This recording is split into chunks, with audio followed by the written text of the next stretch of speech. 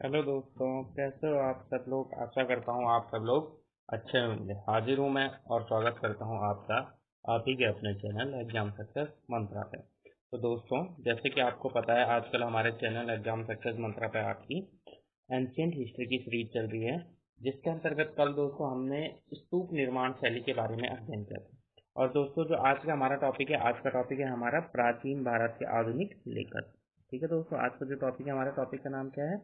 प्राचीन भारत के आधुनिक लेखक। यानी जो प्राचीन भारत से संबंधित जो किताबें हैं, उनको किन किन लेखकों द्वारा लिखा गया है, तो आज हमें इस बारे में जानकारी प्राप्त करनी है। तो देखिए, सबसे पहले क्या आपका, जब 1765 में बंगाल और बिहार पर ईस्ट इंडिया कंपनी ने शासन में आया, तब शासकों ने हिंदुओं के उत्तराधिकार की न्याय व्यवस्था करने में कठिनाई हुई। तो देखिए दोस्तों, जैसे कि आपको पता है, जब हम मिडिवल हिस्ट्री पढ़ते हैं तो मिडिवल हिस्ट्री के अंतर्गत हमें पता लगता है कि 1765 में क्या हुआ था।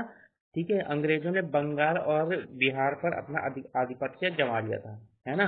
जब आधिपत्य जमा लिया था तो वहाँ क्या हो गया, उनकी न्याय व्यवस्था चलने लगी। यानी जो वहाँ अंग्रेज थे, है ना, अंग्रेज जज वगैरह आगे वो क्या करने लग गए, वहाँ के फैसले वगैरह करने लग गए। तो जब फैसला करने लग गए तो उन्हें क्या था, जो हिंदुओं से संबंधित मामले थे वो हिंदू उत्तराधिकार द्वारा निर्धारित किए जाते थे।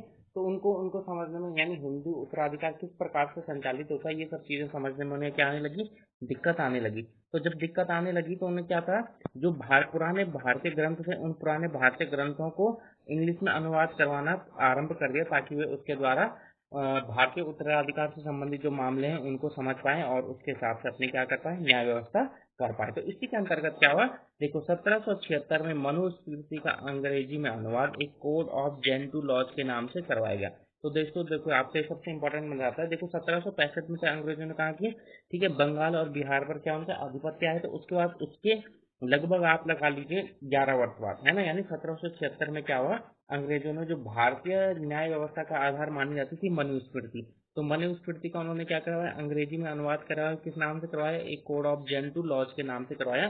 तो दोस्तों, ये क्वेश्चन आपसे कई बार पूछा गया है कि मनुस्मृति का अंग्रेजी में अनुवाद किस नाम से करवाया गया, तो किस नाम से करवाया गया? एक कोड ऑफ जेंटू लॉज नाम से करवाया। अब देखो उसके बाद फिर क्या हुआ, 1784 में कलकत्ता में एशियाटिक सोसाइटी ऑफ बंगाल की स्थापना की गई, है ना। किसके द्वारा की गई? विलियम जोन्स के द्वारा की गई। अब देखिए 1776 में तो क्या हुआ आपका, ठीक है, मनुस्मृति का अनुवाद करवाया गया। फिर उसके बाद 1784 में क्या हुआ आपका, कलकत्ता में एशियाटिक सोसाइटी ऑफ बंगाल की स्थापना की गई। किसके द्वारा की गई? विलियम जोन्स के द्वारा की गई। तो दोस्तों, आपका यहाँ से दो इंपॉर्टेंट क्वेश्चन बनता है। पहला तो ये बनता है आपका कि एशियाटिक सोसाइटी ऑफ बंगाल की स्थापना कब की गई? 1784 में की गई। कहाँ की गई? कोलकाता में की गई। और किसके द्वारा की गई? विलियम जोन्स नामक सिविल सर्वेंट द्वारा की गई। तो यहाँ से आपका ये इंपॉर्टेंट क्वेश्चन बन जाता है। अब देखिए उसके बाद हम आगे चले, जो आगे की बात करें तो उसके बाद क्या क्या होता है हमारे पास। अब देखिए उसके बाद क्या हुआ, और 1784 में आपकी किसकी स्थापना होगी? 1784 में आपकी स्थापना होगी, किसकी स्थापना कर दी हमने? एशियाटिक सोसाइटी ऑफ बंगाल की स्थापना। तो अब जब इस एशियाटिक सोसाइटी ऑफ बंगाल की स्थापना का जो कार्य था, वो कार्य यही था कि जितने भी भारतीय ग्रंथ हैं, उन भारतीय ग्रंथों का अंग्रेजी में अनुवाद किया जाए। इस उद्देश्य को लेकर, इस ध्येय को लेकर एशियाटिक सोसाइटी ऑफ बंगाल की स्थापना की गई। अब देखिए, जब एशियाटिक सोसाइटी ऑफ बंगाल की स्थापना किसके द्वारा की गई थी? विलियम जोन्स के द्वारा की गई थी। फिर उसके बाद 1785 में क्या हुआ आपका, भगवत गीता का अंग्रेजी में अनुवाद किया गया। किसके द्वारा? चार्ल्स विल्किंस के द्वारा किया गया। तो देखिए दोस्तों, एशियाटिक सोसाइटी ऑफ बंगाल की स्थापना की गई, किसके द्वारा की गई थी? चार्ल्स विलियम्स के द्वारा की गई थी, है ना। जैसे कि मैंने आपको अभी आपको बताया, किसके द्वारा की गई थी? विलियम जोन्स के द्वारा की गई थी, है ना। किसके द्वारा की गई थी? विलियम जोन्स के द्वारा किसकी स्थापना की गई थी? एशियाटिक सोसाइटी ऑफ बंगाल की गई थी। अब जो उसके बाद आपका 1785 में भगवत गीता का अनुवाद किया गया। और भगवत गीता का अनुवाद किसके द्वारा किया गया था? चार्ल्स विल्किंस के द्वारा किया गया था। आपको ये याद रखना है कि 1785 में भगवत गीता का अंग्रेजी में अनुवाद किसके द्वारा किया गया था? चार्ल्स विल्किंस के द्वारा किया गया था। अब देखिए उसका फिर जिसने, यानी जिसने 1784 में, ठीक है, किसकी स्थापना की थी? एशियाटिक सोसाइटी ऑफ बंगाल की स्थापना किसके द्वारा की गई थी? तो विलियम जोन्स के द्वारा की गई थी। तो 1789 में विलियम जोन्स के द्वारा ही क्या किया गया, ठीक है। देखिए 1789 में विलियम जोन द्वारा अभिज्ञान शाकुंतलम का अंग्रेजी में अनुवाद किया गया। ठीक है, तो आप देख रहे हैं दोस्तों, जो विलियम जोन्स है, जिसके द्वारा एशियाटिक सोसाइटी ऑफ बंगाल की स्थापना की गई, वो अनेक भारतीय ग्रंथों का अंग्रेजी में अनुवाद करवा रहा है। क्यों करवा रहा है? ताकि वो भारत के और भारतीय समाज के बारे में और भारतीय न्याय व्यवस्था के बारे में जानकारी प्राप्त कर सके। ठीक है, तो 1779 में क्या हो गया आपका अभिज्ञान शाकुंतलम का अंग्रेजी में अनुवाद हो गया। चलो अब उसका चलते हैं। विलियम जोन्स ने यह प्रतिपादित किया कि मूलतः यूरोपीय भाषाएं संस्कृत और ईरानी भाषाओं से बहुत मिलती जुलती हैं। तो दोस्तों आपसे एक क्वेश्चन ये भी पूछा जाता है कि ये किस अंग्रेज द्वारा बताया गया कि जो यूरोपीय भाषाएं हैं वो अंग्रेजी यानी सॉरी ठीक है, जो यूरोपीय भाषाएं हैं वो संस्कृत और ईरानी भाषाओं से मिलती जुलती है। तो ये किसके द्वारा बताया गया आपको? विलियम जोन्स के द्वारा ही बताया गया था। अब देखो, भारतीय विद्या के अध्ययन को सबसे अधिक बढ़ावा जर्मनी के मैक्स मूलर द्वारा दिया गया। ठीक है, अभी जो मैक्स मूलर हैं इनके द्वारा क्या गया कि अनेक भारतीय ग्रंथों का अंग्रेजी में अनुवाद किया गया। अभी हम उसको आगे देखते हैं। अब देखिए फिर क्या हुआ। 1857 की क्रांति और ब्रिटिश क्रिश्चियन के लिए भी हिंदू भारतीय धर्म की कमजोरियों को जानना आवश्यक था।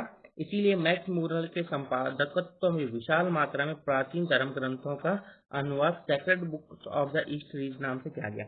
अब दोस्तों जैसे कि आपको पता है जब 1857 में क्या हुई, 1857 में क्या हुई थी? विशाल क्रांति हुई थी, है ना। 1857 में क्या हुई थी? स्वतंत्रता संग्राम हुआ था, प्रथम स्वतंत्रता संग्राम हुआ था। तो उसके बाद क्या हुआ? अब वो आपको पता है कि वो स्वतंत्रता संग्राम क्यों हुआ था? क्योंकि इस समय जो अंग्रेज थे उन्होंने भारतीय धर्म के मामले में दखलंदाजी की थी, है ना। उन्होंने चर्बी भरे कारतूस दिए थे या जो भी चीजें हैं, तो उसके फलस्वरूप ही क्या होता? 1857 की क्रांति हुई थी। इसीलिए अंग्रेजों को क्या लगा कि हमें भारतीय जो धर्म है, भारतीयों के जो धर्म है उसके बारे में जानना चाहिए, साथ ही साथ उसकी कमजोरियों को भी हमें पता लगना चाहिए, जिसके आधार पर हम क्या करें, अपनी शासन व्यवस्था बनाए। तो इसी को ध्यान में रखते हुए मैक्स मूलर ने क्या किया, जितने भी भारतीय ग्रंथ थे उनका अंग्रेजी में अनुवाद किया और किसके नाम से किया? Sacred books of the east series के नाम से किया गया। तो आपसे पूछा जा सकता है कि sacred book of the east series नामक जो ग्रंथों का अनुवाद किसके द्वारा किया गया था? किसके द्वारा किया गया था? मैक्स मूलर के द्वारा किया गया था। तो दोस्तों ये चीज आपको ध्यान रखनी है। चलिए अब हम आगे चलते हैं। तो अगला जो हमारा है क्या, देखो, प्राचीन भारत का पहला सुव्यवस्थित इतिहास विंसेंट ऑर्थर स्मिथ की early history of the India से पता चलता है। इसकी पुस्तक में राजनीतिक इतिहास की प्रधानता है। इतिहास के प्रति इनकी दृष्टि क्या थी? साम्राज्यवाद थी। अब देखो आपको दोस्तों जो यहाँ से ध्यान रखना है कि ठीक है, अर्ली हिस्ट्री ऑफ इंडिया नामक पुस्तक किसके द्वारा लिखी गई? तो किसके द्वारा लिखी गई थी? विंसेंट ऑथर के द्वारा लिखी गई थी। आपसे कई बार पूछा जा सकता है कि जो अर्ली हिस्ट्री नामक ऑफ इंडिया नामक पुस्तक है किसके द्वारा लिखी गई है दोस्तों? तो विंसेंट ऑथर के द्वारा लिखी गई है। चलो अब अगली पुस्तक की बात करें हम, तो एंडो एरियन नामक पुस्तक राजेंद्र लाल द्वारा लिखी गई है, जिन्होंने ठीक है, जिसमें उन्होंने बताया कि प्राचीन काल में लोग क्या करते थे? गौमांस खाते थे। बस आपको यहाँ से जो पुस्तक है वो पुस्तक का नाम ध्यान रखना है। एंडो एरियन नामक पुस्तक किसने लिखी? एंडो एरियन नामक पुस्तक लिखी गई थी आपकी राजेंद्र लाल द्वारा लिखी गई थी। दोस्तों ये चीज आपको ध्यान रखना है कि जो एंडो एरियन नामक पुस्तक है वो पुस्तक किसके द्वारा लिखी गई? आपकी राजेंद्र लाल के द्वारा लिखी गई थी। अब अगली पुस्तक की बात करें, हिस्ट्री ऑफ धर्मशास्त्र, वो किसके द्वारा लिखी गई थी? पांडुरंग वामन काणे के द्वारा लिखी गई थी। तो आपसे पूछा जा सकता है कि जो हिस्ट्री ऑफ धर्मशास्त्र नामक पुस्तक है किसके द्वारा लिखी गई थी? पांडुरंग वामन काणे के द्वारा लिखी गई थी। अब अगर हम दोस्तों आगे बात करें तो आगे जो हमारे पास आता है वो history and culture of Indian people के संपादक कौन थे? आर.सी. मजूमदार। तो आपसे पूछा जा सकता है history and culture of Indian people नामक पुस्तक किसके द्वारा लिखी गई है? आर.सी. मजूमदार के द्वारा लिखी गई है। अगली पुस्तक की बात करें हम तो a history of ancient India and a history of South India नामक पुस्तक किसके द्वारा लिखी गई थी? नीलकंठ शास्त्री के द्वारा लिखी गई थी। कौन कौन सी पुस्तक लिखी गई थी दोस्तों नीलकंठ शास्त्री द्वारा? A history of ancient India and a history of South India.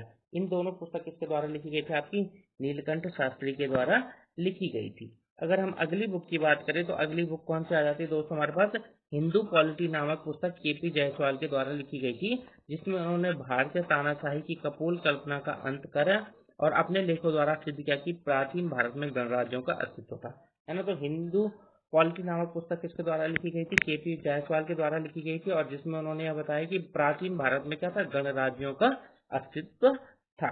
तो आपसे ये पूछा जा सकता है, ठीक है। और ये पुस्तक काफी इंपॉर्टेंट है दोस्तों, मैंने 2-3 एग्जाम में देख लिया है ये, ठीक है। वंडर दैट वाज इंडिया नामक पुस्तक ये किसके द्वारा लिखी गई थी? ए.एल. बेसम के द्वारा लिखी गई थी। कौन सी पुस्तक? Wonder that was India. तो ये पुस्तक किसके द्वारा लिखी गई दोस्तों? A.L. बैसम के द्वारा लिखी गई थी। और अगली पुस्तक की बात करें तो अगली पुस्तक हम देखते हैं an introduction to the study of Indian history की रचना D.D. कौशाम्बी द्वारा की गई थी। ये भी काफी इंपॉर्टेंट बुक है। An introduction to the Indian history किसके द्वारा लिखी गई थी? D.D. कौशाम्बी द्वारा लिखी गई थी। इन्होंने ही सर्वप्रथम अपनी पुस्तक में जनजातियों और वर्गों की प्रक्रियाओं की दृष्टि से सामाजिक और आर्थिक विकास के सर्वेक्षण किया था। ठीक है, तो आपको बस कितने दोस्तों यहाँ से इतना याद रखना है। An introduction to the study of Indian history किसके द्वारा लिखी गई? आपकी D.D. कौशाम्बी के द्वारा लिखी गई है। चलिए दोस्तों, हम अगर अगली बात करें 1804 में क्या कह रहे हैं दोस्तों? 1804 में मुंबई में एशियाटिक सोसाइटी की स्थापना और 1823 में लंदन में Asiatic society of great Britain की स्थापना हुई। तो आपसे पूछा जा सकता है कि मुंबई में एशियाटिक सोसाइटी की स्थापना कब हुई? 1804 में। और इससे पहले जो एशियाटिक सोसाइटी ऑफ बंगाल की स्थापना कब हुई थी? 1804 में। किसके द्वारा हुई थी? विलियम जोन्स के द्वारा हुई थी। और 1884 में, सॉरी, 1884 में एशियाटिक सोसाइटी ऑफ बंगाल की स्थापना किसके द्वारा हुई थी? विलियम जोन्स के द्वारा की गई थी। और 1804 में क्या हुई थी? एशियाटिक सोसाइटी ऑफ बंगाल की स्थापना हुई थी। और 1823 में लंदन में Asiatic society of great Britain की स्थापना हुई थी। तो दोस्तों, आज का जो हमारा टॉपिक था वो टॉपिक यही था कि जो प्राचीन भारत के आधुनिक लेखक हैं, है ना, वैसे तो आपने प्राचीन इतिहास की बहुत सारी किताबें पढ़ी होंगी, ठीक है, जैसे मेघदूत, अभिज्ञान शाकुंतलम, है ना, ये सारी किताबें, तो उन लेखकों को भी हम देखेंगे। लेकिन जो हमारे प्राचीन भारत के आधुनिक लेखक है ना, यानी जो अंग्रेजों के बाद और अंग्रेजों के आने के बाद जो लेखक हुए या अंग्रेजों से संबंधित जो लेखक थे, उनको हम क्या बोलते हैं? आधुनिक लेखक बोलते हैं। तो ऐसे आधुनिक लेखक जिन्होंने प्राचीन भारत के बारे में अपने विचार प्रकट किए थे, तो आज हमने उनको देखा। तो आशा करता हूँ दोस्तों, मेरे द्वारा आपको जो कंटेंट दिया जा रहा है ये आपको अच्छा लग रहा होगा और आपकी समझ में भी आ रहा होगा। अब दोस्तों, जो हमारा कल का टॉपिक होगा, कल का टॉपिक मैं आपको बता देता हूँ क्या है। हम इतिहास जानने के साहित्यिक स्रोत, ठीक है, कौन सा स्रोत?